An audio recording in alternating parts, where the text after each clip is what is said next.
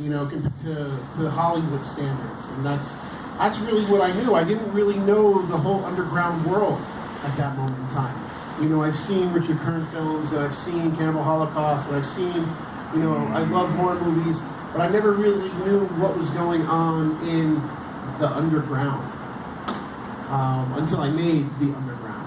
Like, that's kind of how I looked at it. Is like, okay, I'm making something different here. Is this going to work? I don't know. When I showed the movie to my friends, they all fucking laughed at me and were like, "Fred, you're gross." Because they saw Fred. They didn't see what you guys saw on the screen. You know, that's Freddy Vogel. That's what they saw. You know, it wasn't until I started showing the movie to people, especially people like Mike Watt, who championed the film and like wrote the first article about it that ended up getting into Rue Morgue magazine. Rob Medino from Rue Morgue magazine. Rue Morgue really got behind August Underground, and if it wasn't for Rue Morgue, like you guys wouldn't even, who knows where it was. They were, you know, Fangoria didn't want to touch it. It was too fucked up. Fangoria didn't want to touch it. Your guy. They just didn't want to touch it. But Rue Morgue was more open. You know, they're Canadians. They're more open-minded than some of us Americans. But you know, this movie was something that like I called, you know, in every favor that I possibly could. You know, I have my, you know, the convenience store scene. It has my, you know, I needed 2 characters to sniff each other's asses, and I couldn't get anybody to do it. I'd do it for you, buddy. Thank you, brother. So I had to get my brother and my cousin to do it. You know, the old lady in the movie, my grandmother, you know, she did it. The clerk inside the convenience store was my video store clerk as a kid. He was the guy that would be like, "Come on, man, you can make that movie. You don't have to watch bullshit." You know, it's the man. Yeah. So I mean, like all the people, you know, the people that are in the movie, you know, were either awesome enough just to do it. I mean, half of them don't even talk to me anymore because you know we all grow up, you know. And back then they did Fred a favor, and they didn't know what this was going to become. Nobody was ever going to see this movie. 15 years later, people still talk about August Underground, and that's what fascinates me. Is that you know, a little movie that I made for $1,500, and $600 of that budget went to a broken window when I smashed my brother's head through it. That's awesome. So you know, for people still to give a shit about a movie. You know, it's really just a testament to the power of how real it plays off. Because if it didn't play off real, nobody would give a shit. You know, and that's why I think, you know, when people talk about found footage, and when they talk about found footage films 20 years from now, they're going to talk about August Underground, because August Underground is seriously like the truest form of found footage. You guys have any questions? You want to talk about something? Can I tape a question real quick from my buddy? Take a question. Alright. I got you in the back, Josh. Before we're done. So my buddy Dan wanted me to ask you, Fred, if that puke was real when you were cutting the body. Yeah. It was? Yeah. I was wrong, Dan. Nah. I thought no, it was, man, it was. I thought You it was know, FX. I had to put myself in that place. You know, right before I did that scene, I drank like 5 beers. So I literally was just, you know, like just filling myself up. So as soon as I got that nice cough, it was just like, there it all came out. All right, you man. At that scene, I commented. It's like there's the point where even Fred realizes it's a really sick ass flick. Now, see, that's a problem. When you think about movies, you know, movies seem to forget your senses. You know, like in August Underground, you know, my character smells stuff. We get sick from smelling stuff. We're seeing and touching gross, nasty. You know, like in Hollywood, they don't even talk about that shit. Nope. You know, when do you ever see a character like, oh my god, it smells like fucking death in here? When you're cutting up a fucking stinky body, it stinks. When you're pulling guts out, you know, it stinks. So, you know, I wanted to pay attention to those little details, and I think those little details are the things that make August Underground effective. Guys. Do you remember the moment when you decided to write this movie? What inspired you to write the movie? That is a good question. So, like I said, I was teaching at the Savini School at the time, and you know, I got influenced by what was going on around me. And again, it was people interested in serial killers. I wanted to make bigger movies. You know, I wanted to make, at the time, I wanted to make a zombie trilogy like George Romero. You know, it's the whole reason why I moved to Pittsburgh was because of Savini and Romero, and that's what I wanted to do. There was no way I could afford to do anything like that. So I knew that I was good at special effects, and I can hire some people to make this movie. Because when I first started shooting August Underground, it was with a different character. It wasn't even me. It was a different guy, and the hardest part was, you know, trying to direct him and not being in the room because I needed a camera in the 360s. So, like, I'd watch the footage, after every take, I'd have to watch the footage and be like, hey, all right, dude, so next time when you're going down there, you need to blah, blah, blah, and you gotta blah, blah, blah. And it just took forever. So it was more like, all right, I'm just gonna do it because, one, I'm gonna push the fucking envelope as far as I can, and if anybody gets into trouble, it's gonna be me. I didn't want these actors to get in trouble. I wanted to get in trouble. I wanted to be the one that stuck their neck out and, you know, made something so horrendous that, you know, I took them out and smacked them and ruined their lives. You know what I mean? It's like I didn't know what I was doing. You know, August Underground, you know, is so not documented at all. I was literally shooting on the weekends whenever I could make this movie, and you know, I have nothing from it. Nothing. Next question. Yeah? I totally forget. How did you come up with August Underground? That's a good question. That's a good question. So, you know, being the filmmaker that I was going to be, I wanted my first movie to start with the letter A. And then my next movie would be to start with the letter B. And C and D, and that was going to be my little shtick. So lots of titles came around. August Underground at first was going to be called Peter. But Peter was too close to the movie Henry. And I was just like, I don't want people to kind of, you know, be like, I'm ripping off Henry. And I didn't want to do that. So I thought about different names that started with the letter A. And like titles like Aorta came up. And then, you know, but I shot the movie in August. So like August sounded really cool. And then Alan Peters, who's the cameraman, you know, he was just like, let's, you know, maybe we slap on Underground after that. You know, and it just kind of like turned into that. And I remember when I first took August Underground to, you know, Incredibly Strange Video, which in Pittsburgh was like, at the time was like the cult video store. And I remember Bruce, the owner of Incredibly Strange Video, he's like, wow, your movie's really fucking powerful. But he's like, you gotta change that name. Nobody's gonna like that name. And he wasn't the first person to tell me that. There was a lot of people that told me that. They're like, what the fuck is an August Underground? You know, and it was just like, all right, well, now I can't see that movie being called anything else. I think August Underground is one of those magical names that just kind of happened. And it's ambiguous, and it has a mystique behind it, and it just has so much going for it. So I think it's kind of, it just needed to be that. Yeah. And now you bring it up online, and like people that all they're going is like, people know its notoriety. Yes, it does have a notoriety. He has that notoriety. I've seen a lot of articles.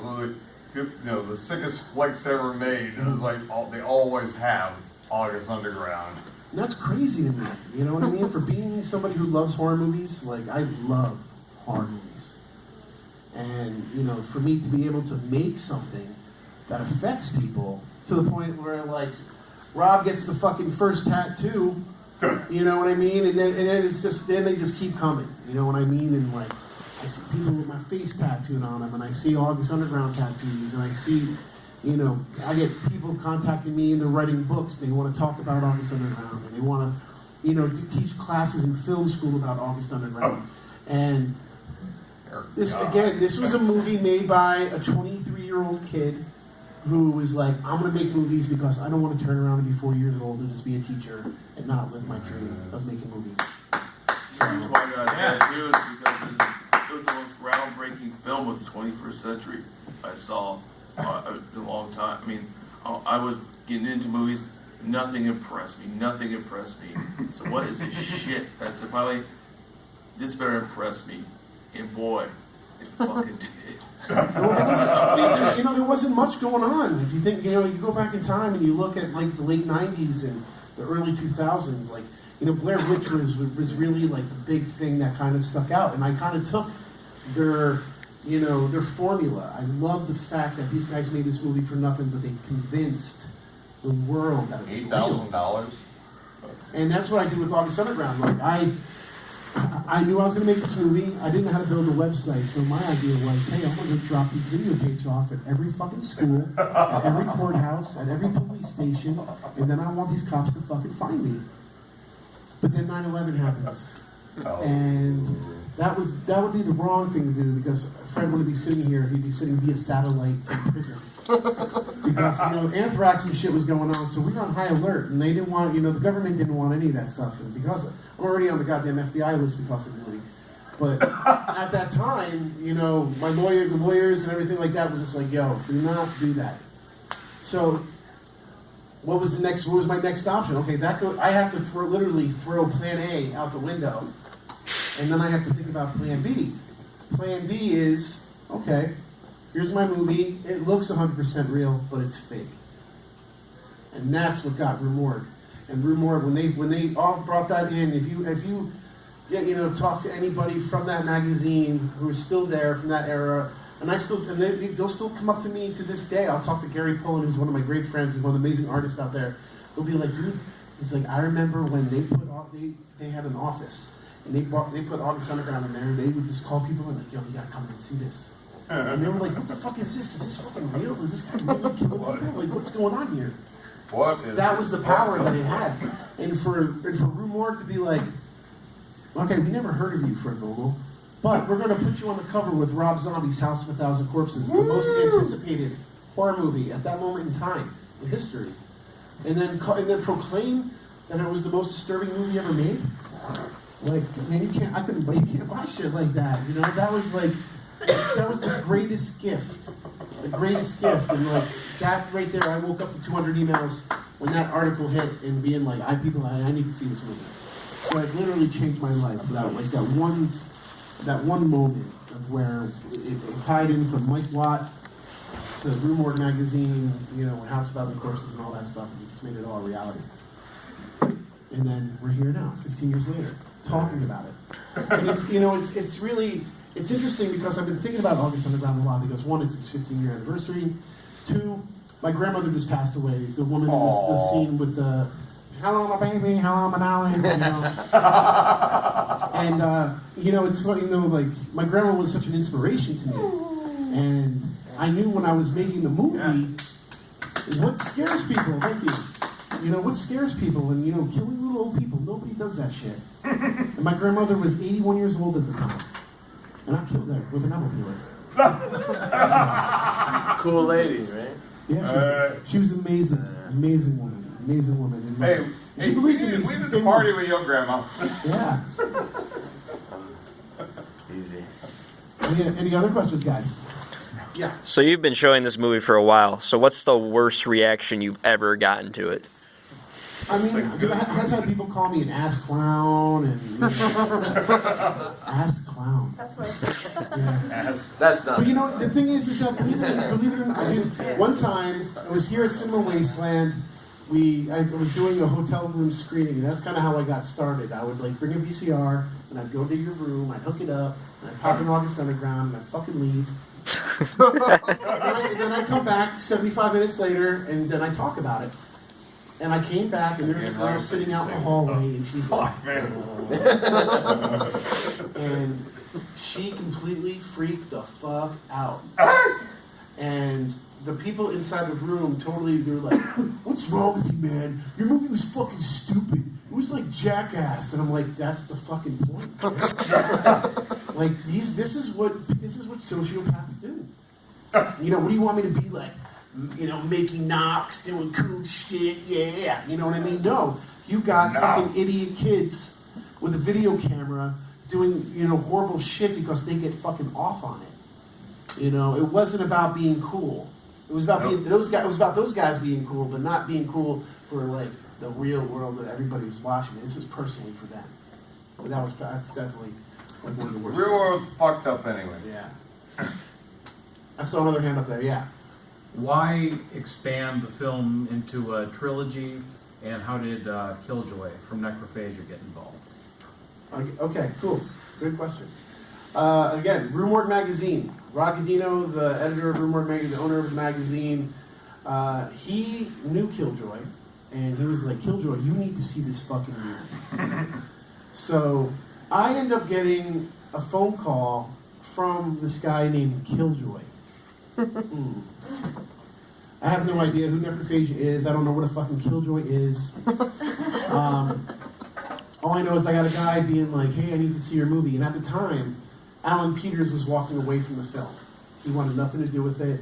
And it was like, okay, well, I just worked my fucking ass off. I just lost my job because of this movie. And now the dude who is, helping me push this thing along is now backing out of it because he is scared of what the reviews have been saying. Because the reviews wanted affidavit on the actors. They thought I was really killing people. People just didn't get it at first. And Killjoy is just like, dude, he's just like, listen, I'm Killjoy. I'm in a metal band called Necrophagia. He's like, I'd really like to see the movie. And I'm like, dude, well, I'm not giving the movie out because I don't know what I'm doing with it. He's like, if I send you some merchandise to just kind of tell you who I am, show you who I am, will you send me a copy? So a week later, I get a huge box in the mail and full of fucking records and CDs and, Necrophagia stuff, T-shirts. And I'm like, oh, I guess this guy is for real. So I grabbed like an old Saturday Night's Main Event WWF wrestling tape that I had, and I recorded August Underground onto it, and slapped it in a bag and sent it away. And about a month later, I didn't hear anything back from the dude. And about a month later, the dude calls me back and he's like, holy fucking shit. He's like, this is the most important thing I've ever seen in a long time, and I want to work with you. So I'm like, wow, okay, this is the start of something new. So out was Alan Peters, and in was Jeremy Cruz, who was one of my best friends in college. And Jeremy Cruz was going to move to California to pursue special effects. And I'm like, dude, why don't we do something together? Let's start something together. I got an awesome name. It's called Toe Tag. And we can market this motherfucker. We can make Toe Tag business cards, and Toe Tag means horror. And it was just like the right name. Nobody had it. And then along comes another cat named Michael Schneider. And then another cat, Christy Wiles. And like people started, wanting to get involved because they were seeing August Underground. And the smart thing to do is to do, to maybe do something else. So Killjoy's like, hey, I want to shoot a music video.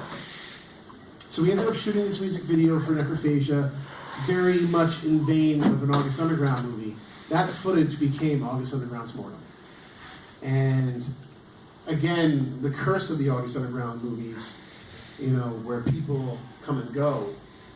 At that moment in time, like Schneider ended up leaving, and Toe Tag went off, and we started building this new empire of Toe Tag with Shelby Jackson, my wife, now Shelby Vogel got involved. And it was just like a whole new realm.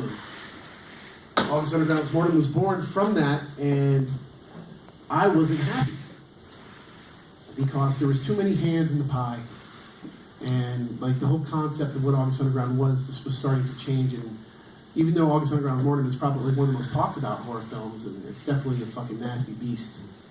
I knew right as we were shooting it, I'm like, I need to make a third one so I can fix what I don't like about what's going on here. So then August Underground's Penance was born. Yes? What would be your dream project moving forward? If you have thought of that. Absolutely, dude. I have like my next 5 projects. Frankenstein is my biggest influence in my life. So I have a Frankenstein movie that I want to make, and I'm hoping that it's soon or later. Awesome. That is right back there. Is that the same way you got involved with Papa Pill? Because I don't know if a lot of people know that you did a video for Papa Pill, the hip-hop artist, the horrorcore hip-hop. Papa Pill. Let me tell you about Papa Pill.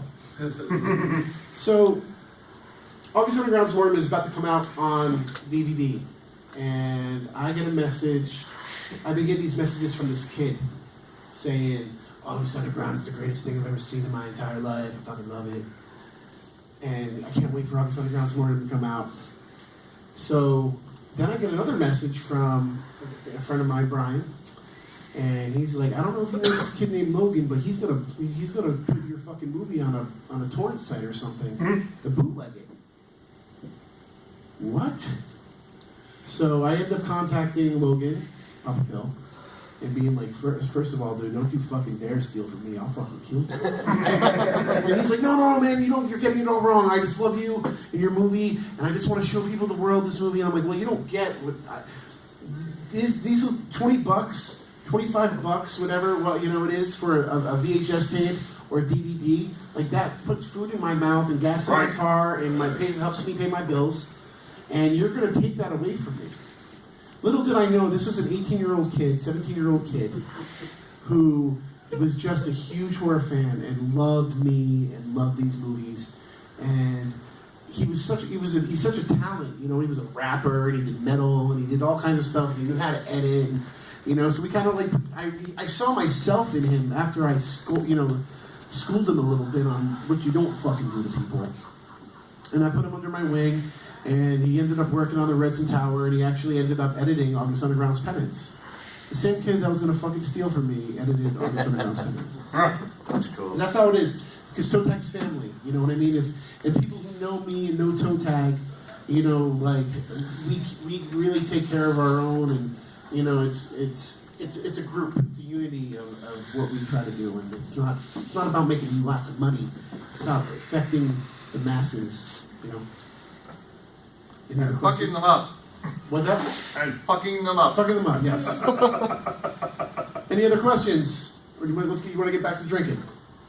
Yeah. All right. Guys, we've been drinking the whole time. Talk about doing interviews for the box set. Okay, yeah.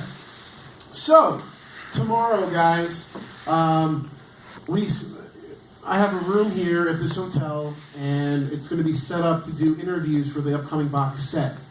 And Keith is going to be doing the interviews. Yeah. And all you have to do is tomorrow stop by the table, and we'll try to figure out a time to where Keith can take you and do your interview, and you can be part of the August Underground box set. All you got to do is just talk about how you saw the movie the first time and some questions like that. So stop by the Toe Tag table tomorrow. Also, if you didn't know, I have a very limited VHS release of August Underground. We only did 50 of them. And it's special just for you guys here at Wasteland. And, I'd rather you guys get them before everybody else fucking wants them and start selling them on eBay. Thank you guys so fucking much. I do appreciate you guys sticking around. Yeah. Love and respect. Thank you.